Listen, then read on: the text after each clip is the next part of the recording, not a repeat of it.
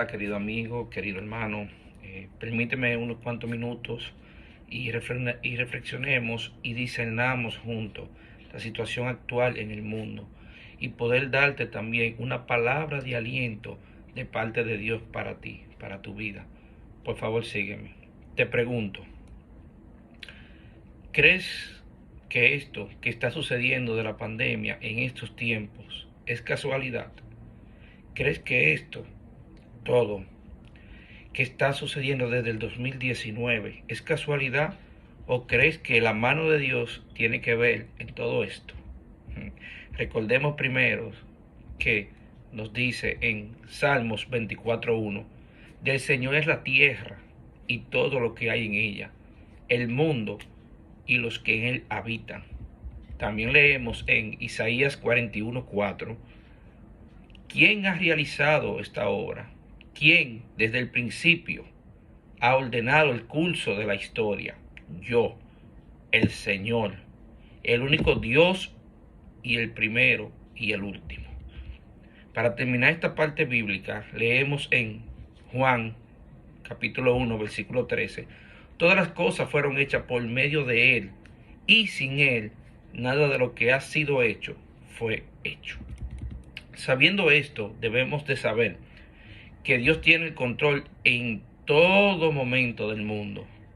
Nuestra historia desde la creación del mundo y de nuestras vidas, todo está en sus manos. Quiero invitarte a que escuchen a este reconocido historiador, analista, graduado en griego. También sabemos que en el Nuevo Testamento fue escrito originalmente en griego. Por eso es bueno buscar una persona que sepa griego. Con nosotros, César Vidal, cual pude conseguir desde una conferencia en una plataforma de YouTube. Presten atención, por favor. ¿Qué hacemos en un mundo donde parece que efectivamente la agenda globalista va avanzando? Donde parece que no tenemos posibilidades, donde parece que la pandemia del coronavirus encima nos ha colocado en situaciones más difíciles, en muchos casos ni siquiera se puede abrir una iglesia, y donde parece que lo único que podemos hacer es sentarnos y esperar con serenidad que nos aplaste.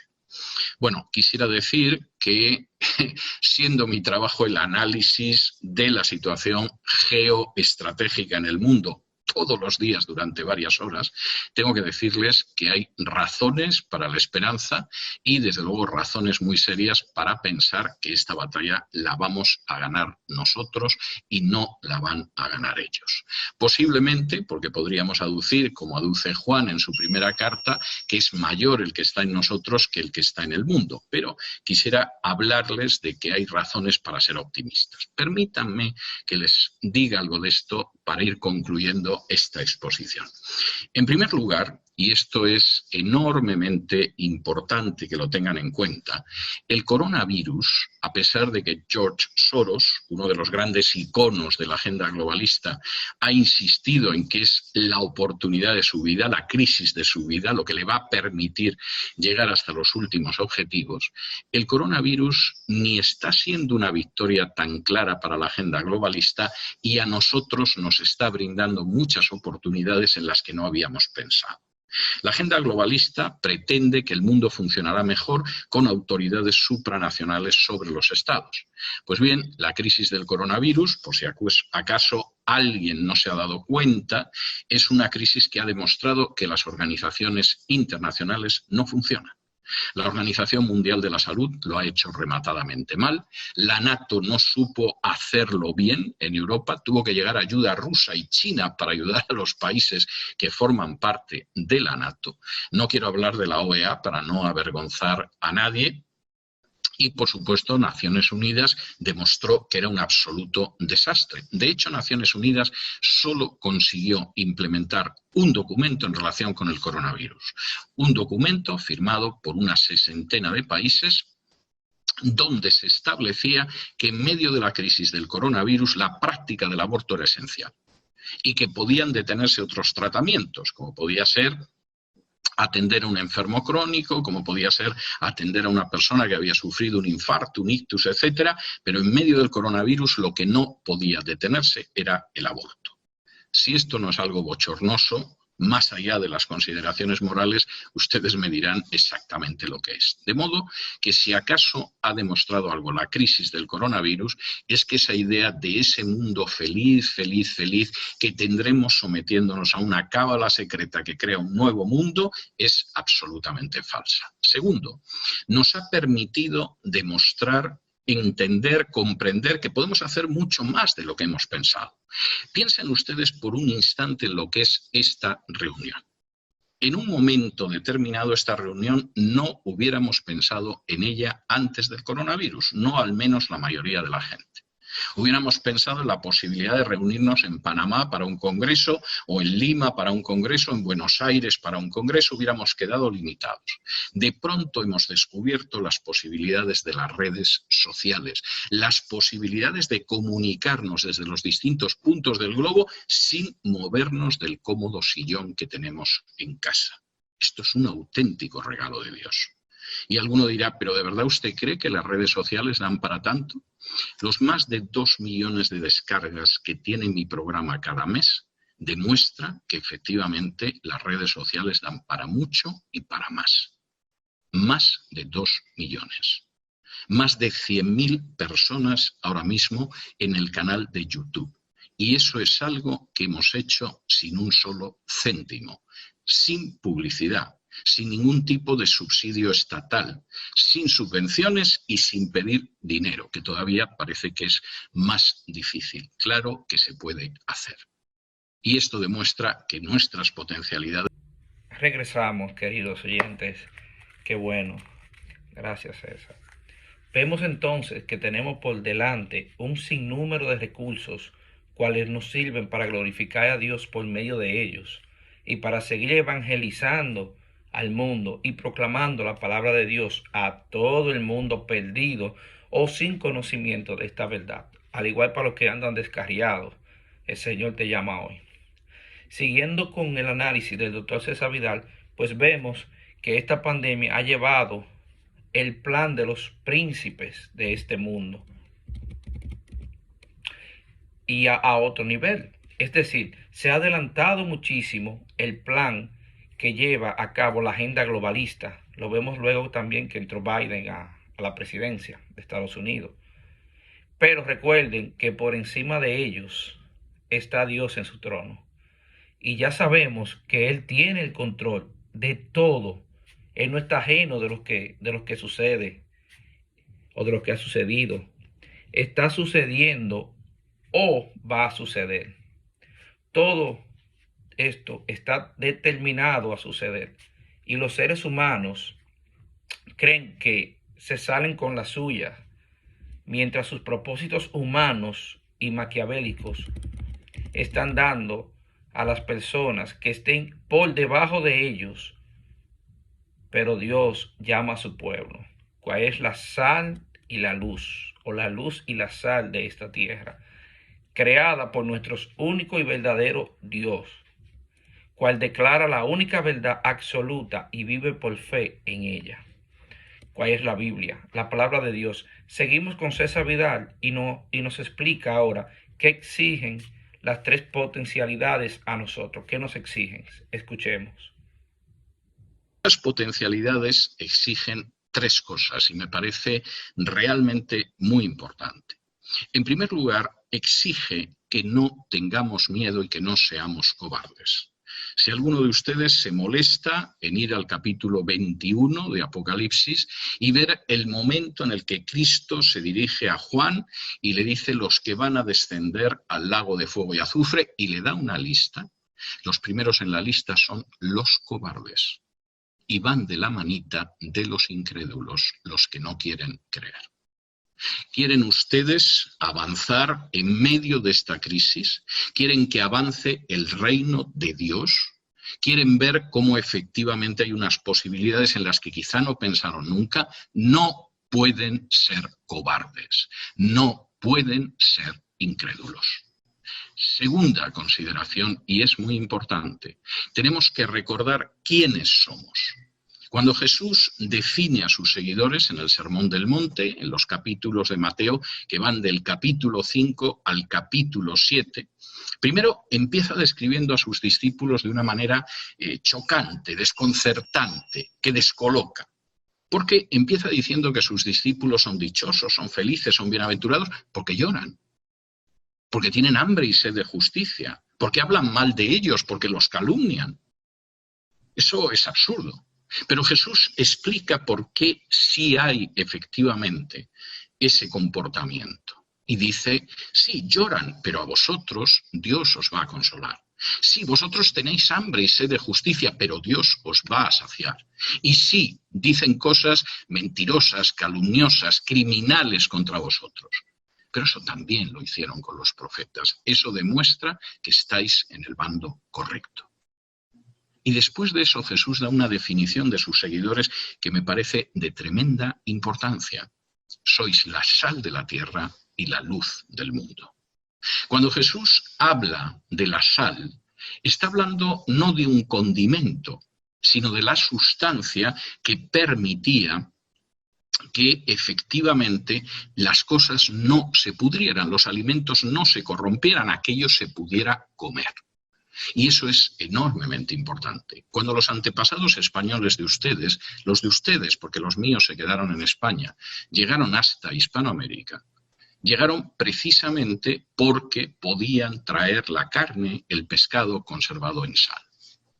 Nosotros somos un elemento de sal de la tierra, la sal de la tierra que evita que este mundo se corrompa, se eche a perder, se pudra, o por el contrario nos quedamos dentro del salero, para que en un momento determinado, como dice Jesús, la gente del mundo comprenda que somos cobardes y nos tire al suelo y nos pisotee. Nosotros somos la luz del mundo realmente que evita que este mundo que está en tinieblas tropiece y se parta la cabeza, o por el contrario, cubrimos nuestra luz para no tener problemas. Tercera y última cuestión. Subrayo lo de última porque esto significa que voy acabando y supongo que será un alivio para la mayoría de ustedes. No solo se trata de que no podemos ser cobardes, no solo se trata de que efectivamente tenemos que asumir nuestra identidad como la sal de la tierra y la luz del mundo. En tercer lugar, tenemos que ser gente que sea consciente de que corremos una carrera larga. Hay gente que cree que la vida espiritual es de pronto decir en voz alta lo que deseas y como si estuvieras llamando al genio de la lámpara de Aladino, de pronto Dios va y te lo concede. Pero no es lo que dice la Escritura. No es lo que dice la Escritura. Y es muy mala enseñanza el pretender que efectivamente la gente chasca los dedos y Dios, como si fuera Santa Claus, te concede tus caprichos, porque no es lo que dice la Escritura. Curiosamente, en el capítulo dedicado a la fe en la carta a los Hebreos, el capítulo 11, donde se cuentan maravillosos ejemplos de fe que querríamos vivir muchos de nosotros, pues querríamos ver cómo se abre el mar de las cañas y pasamos a pie seco y después vienen los egipcios y los cubren las aguas, querríamos haber sido protagonistas de la toma de Jericó cuando se cayeron en un momento determinado los muros y los israelitas pudieron entrar después de haber tocado las trompetas, etcétera, etcétera, etcétera. Y se habla de los grandes ejemplos que a todos nos gustaría. El autor de la carta a los Hebreos añade algo muy importante en los últimos versículos de ese capítulo 11 y dice así: otros experimentaron vituperios y azotes y además de esto prisiones y cárceles. Fueron apedreados, aserrados, puestos a prueba, muertos a filo de espada, anduvieron de acá para allá cubiertos de pieles de ovejas y de cabras, pobres, angustiados, maltratados, de los cuales el mundo no era digno, errando por los desiertos, por los montes, por las cuevas y por las cavernas de la tierra. Y todos estos, aunque alcanzaron buen testimonio mediante la fe, no recibieron lo prometido, proveyendo Dios alguna cosa mejor para nosotros, para que no fuesen ellos perfeccionados aparte de nosotros. El mensaje del autor de la carta a los Hebreos es tremendo. Claro que hay gente de mucha fe que vieron grandes triunfos. Pero hubo gente de mucha fe que fue aprobada por fe. No era gente sin fe, era gente aprobada porque tenía una gran fe, que sin embargo fueron asesinados, exiliados, encarcelados, empobrecidos. Y lo que dice en ese momento el autor de la carta a los hebreos es tremendo.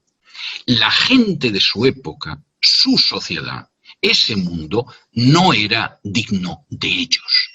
Era gente extraordinariamente probada en fe y dificultades, que si dejó algo de manifiesto es que el mundo en el que vivieron no se los merecía.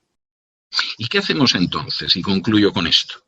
Dice así a continuación la carta a los hebreos al inicio del capítulo 12. Por tanto, nosotros también, teniendo en derredor tan grande nube de testigos, despojémonos de todo peso y del pecado que nos asedia y corramos con paciencia la carrera que tenemos por delante, puestos los ojos en Jesús, el autor y consumador de la fe, el cual por el gozo puesto delante de él sufrió la cruz, menospreciando lo oprobio y se sentó a la diestra del trono de Dios. Recordad algo que es enormemente importante. La vida cristiana, la batalla que libramos ahora, no es una cuestión de los próximos 2 meses.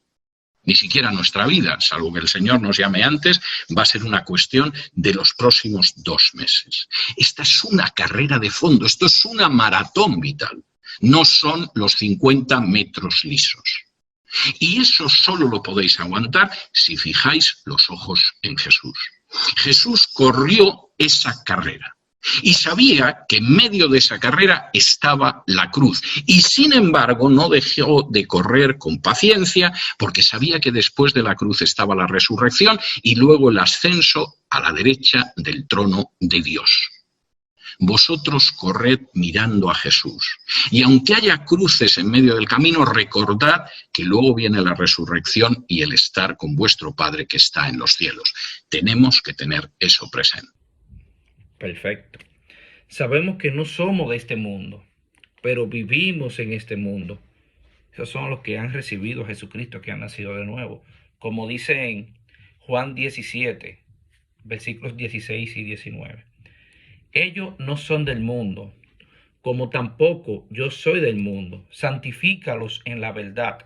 Tu palabra es la verdad.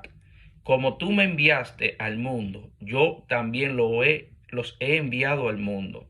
Y por ellos yo me santifico, para que ellos también sean santificados en la verdad. Amén. Estas son las palabras del mismo Cristo. Estos versículos marcan las enseñanzas finales del ministerio terrenal de Jesús y el comienzo de su ministerio de intercesión por los creyentes. Escuchando esto, terminemos con el doctor César Vidal y un análisis sobre la evangelización en este lado del mundo. Sigamos con él. Es más, creo que en estos momentos, en esta generación, es absolutamente crucial. El subcontinente hispanoamericano puede llegar a experimentar lo que no ha experimentado en siglos de su aciaga historia. Permítanme de nuevo una pincelada que va a ser la final. En el año 1975, en términos históricos ayer de madrugada, la población católica en Hispanoamérica era el 93%. En 1975, de cada 100 hispanoamericanos, 93 eran católicos. Y luego había gente que seguía distintas religiones afroamericanas, había algunos evangélicos. Del año 1975 al año 1995, ese 93% de católicos se convirtió en un 80%. Y ese 13% de diferencia, en su mayoría, pasaron a ser evangélicos. Del año 1995, en que ya el número de católicos era un 80%, a la elección del Papa Francisco, elegido fundamentalmente, entre otras razones, para frenar el avance de las iglesias evangélicas en Hispanoamérica, desde ese año 95 al año de la elección del Papa Francisco, el número de católicos en Hispanoamérica, una Hispanoamérica que ha seguido creciendo demográficamente, pasó del 80 al 67. Si las iglesias evangélicas son fieles, si no tienen miedo, si son conscientes de que son la sal de la tierra y la luz del mundo, si corren con paciencia, sin atropellarse, sin coger caminos falsos, sin tomar el sendero de la carne, si corren con paciencia fijos los ojos en Jesús, en los próximos 25 años, la mayoría de la población de Hispanoamérica será evangélica. Y eso significará que una serie de valores bíblicos que recuperó la Reforma en el siglo XVI, cambiando totalmente el mundo, podrán ser vividos en esta parte del mundo. Y eso significará unos cambios espirituales que son cambios que van a afectar la sociedad, la economía, la política, las familias de este subcontinente. No nos vamos a ir. Tenemos que quedarnos aquí y combatir.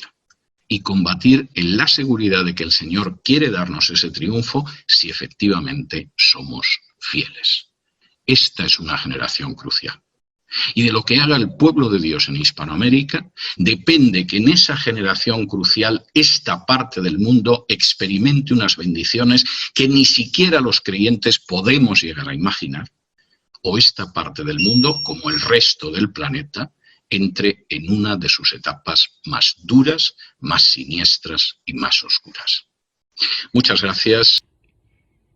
Gloria al Rey. Aunque podemos observar que este mundo lo quieren gobernar un grupo de hombres que quieren implantar sus propios criterios, ideas y su propia forma moral, Dios está en su trono y seguirá teniendo control de todo. Solo debemos poner nuestra confianza en Él, y esta es la forma. Si no la conoces, sígueme. ¿Cómo puede ir una persona al cielo o está en comunión con Dios? La Biblia declara que solo podemos entrar al cielo por fe. Es por perdón. Sin el perdón de Dios no podemos obtener vida eterna ni ir al cielo. Leemos en Efesios capítulo 1, versículo 7.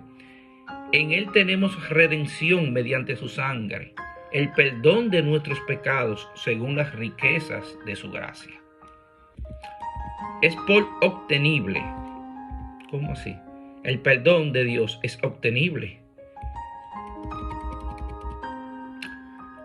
Está disponible para todos, como leemos en Juan 3:16. Porque de tal manera amó Dios al mundo, que dio a su Hijo unigénito, para que todo aquel que cree en Él no se pierda, sino que tenga vida eterna. Pero no es automático, como leemos en Mateo 7:21. No todo el que me dice Señor, Señor, entrará en el reino de los cielos, sino el que hace la voluntad de mi Padre que está en los cielos. Entonces no es automático, sino el que hace la voluntad. Es por repudia. Dios repudia el pecado y por lo tanto no permite la entrada del pecado en el cielo. Entonces, ¿por qué es el amor? ¿Por qué es el amor? Como leemos en 1 de Juan 4:8. El que no ama no conoce a Dios, porque Dios es amor. Porque Él es justo, como leemos en Santiago 2:13. Porque el juicio será sin misericordia para el que no ha mostrado misericordia. La misericordia triunfa sobre el juicio. ¡Qué promesa! Si somos misericordiosos, tendremos misericordia, porque la misericordia es sobre el juicio de Dios. Aleluya. Sigamos, queridos hermanos y amigos. Pero nosotros somos pecadores. Leemos en Romanos 3:23. Por cuanto todos pecaron y no alcanzan la gloria de Dios. No podemos alcanzarla. Pero ¿cómo es posible? Siendo pecadores, que podamos ir al cielo, donde Dios no permite el pecado. Me pregunto, es por frenar. ¿Cómo así por frenar? Frenar significa detenerse, no seguir adelante. Detenerse ante el pecado y uno mismo, como leemos en Lucas 13, versículo 3. Les digo que no, al contrario, si ustedes no se arrepienten, todos perecerán igualmente. Los que pecan y los que se creen ser salvos, si no se arrepienten de sus pecados. Y confiar en Cristo, como leemos en Romanos capítulo 10, versículos 9 y 10, que si confiesas con tu boca a Jesús por Señor y crees en tu corazón que Dios lo resucitó de entre los muertos, será salvo. Porque con el corazón se cree para justicia y con la boca se confiesa para salvación. Aleluya. Es por eterna. Dios ofrece vida eterna. Aquí o ahora. Leemos en Juan 10:9. Yo soy la puerta. Si alguno entra por mí, será salvo. Y entrará y saldrá y hallará pasto. Aleluya. Gloria a Dios. Poderosa palabra del Señor. Y para siempre. Oh, ¿cómo para siempre?